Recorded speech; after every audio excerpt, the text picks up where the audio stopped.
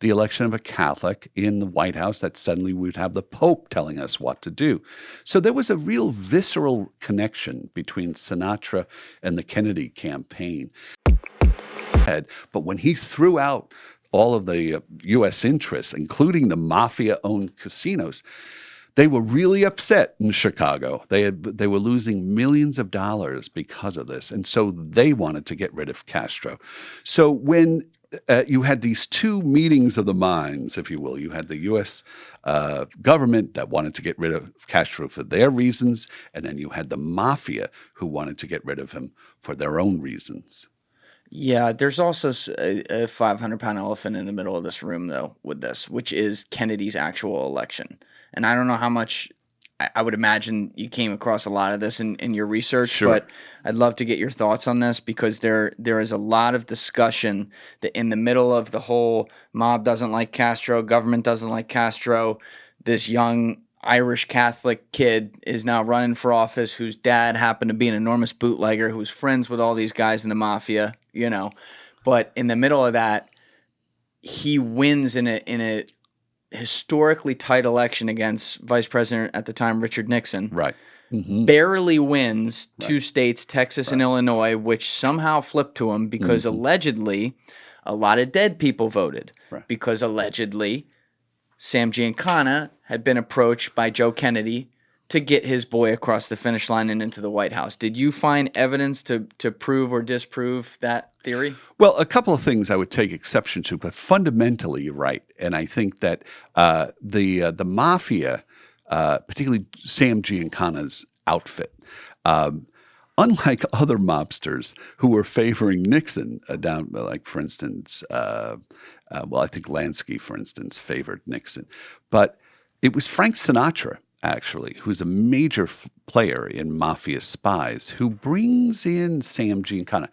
Just to back up a little bit. So in Las Vegas, Johnny Roselli and Sam Giancana are hanging out in Las Vegas quite a bit. And I talk about the reason why Sam is hanging out. Partly has to do with a personal reason. His wife died.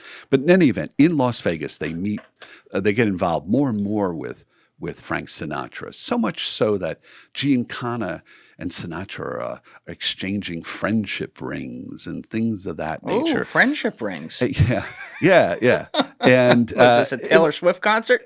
Well, it's interesting. Actually, Roselli had exchanged friendship rings with a guy named Harry Cohn, who was the head of Columbia Studios. So apparently it was a thing that people did, men did among themselves at that stage. What was through Sinatra, Giancana becomes a supporter of Kennedy, and the perception was, and it was very erroneous, was that if we get out the vote, if we really get out the vote in places like Chicago, and even places there was this talk about there was mob. Union money that was involved in the West Virginia primaries and such. But particularly when we talk about the Chicago area, the feeling was that if we support the Kennedys, he gets in, they'll go easy on us. And in fact, that same logic by Sam and Johnny Roselli applied to the request to kill Castro for the CIA. In other words,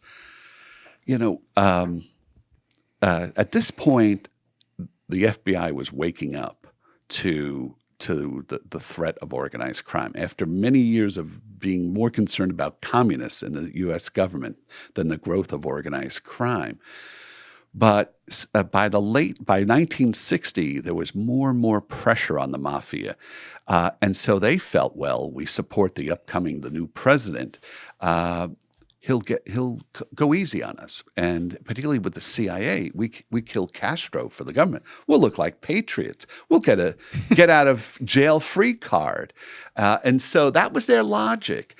And with Sinatra just identified a great deal with Kennedy. And a lot of it had to do with the fact that Kennedy was being persecuted for his religion it was a pretty active force in 1960 that did not want to see a Catholic and immigrants and all of that type of baggage, if you will, in the minds of the folks that were essentially WASP in the United States, who felt that the election of a Catholic in the White House, that suddenly we'd have the Pope telling us what to do.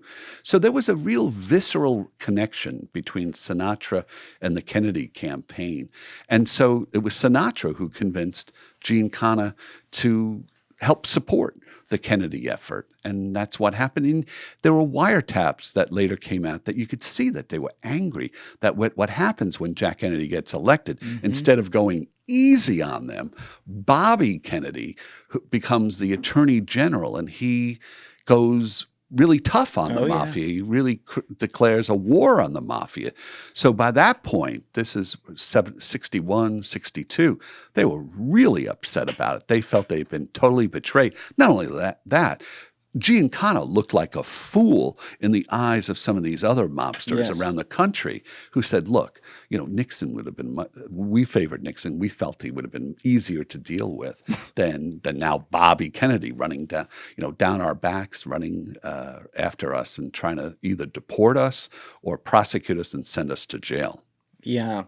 It seems like on both fronts, on the organized crime front, which literally got him into office, and then on the intelligence front, John F. Kennedy was like operating from behind from the moment he got into office. So he wins the election in 1960, assumes office in 1961. And as you said, this Operation Mongoose was already well underway. This is something that Eisenhower... he inherits it. Right. Now, the question is, in your research, is there reason to believe that he was read in on that right away? Or is this something that the intelligence community kept to themselves and didn't necessarily tell him about? Well, that's still in historical debate, because some of the recent documents that have been released that are part of the JFK assassination investigation, but they were kept confidential for more than 50 years. There is testimony by some CIA agents that say, particularly Bill Harvey and another person that worked with Bill Harvey, these were CIA agents, that from the moment Kennedy came in, he wanted a mechanism to be able to get rid of foreign leaders. In their testimony, they said it was more of a general type of thing, but there was already in place a plan to get rid of Castro that was launched in the last stages of Eisenhower's administration, that similar to the Bay of Pigs invasion. That was another plan that Kennedy inherited. So, and Bay of Pigs was where a group of Cuban exiles who had been trained invaded Cuba to overthrow Castro's government. And that failed for a variety of reasons, not the least of which was Kennedy said he supported the invasion, but he was not willing to allow U.S. jets involved in that, because he felt that would definitely start World War III. So the CIA kind of called his bluff on it. And the invasion happened, and while it was going on, they were hoping that Kennedy would be forced to come in with jets. And he said, no, I told you, I'm not sending jets. This would set off World War III. And so it was a big failure at the Bay of Pigs. But and Castro was waiting for him. He had been tipped off. So he was already set. How was he tipped off? Well, as one of the things I really make a big point of in Mafia Spies is the documents that show how Castro, kind of being a student of spying and espionage, learning from the Russians who were aces at this,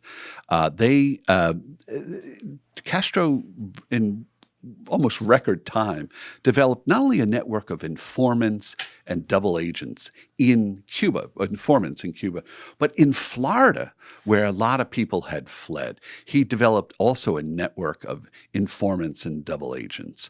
And the CIA, it really took them years to figure out just how many people looked like they may have been double agents or informants. And so it's through that network that Castro, who was the subject of this assassination plot, it was almost like whack-a-mole, where we had this giant mallet and we're trying to kill Castro, and all these different attempts sponsored by the CIA. And yet Castro, how does he survive?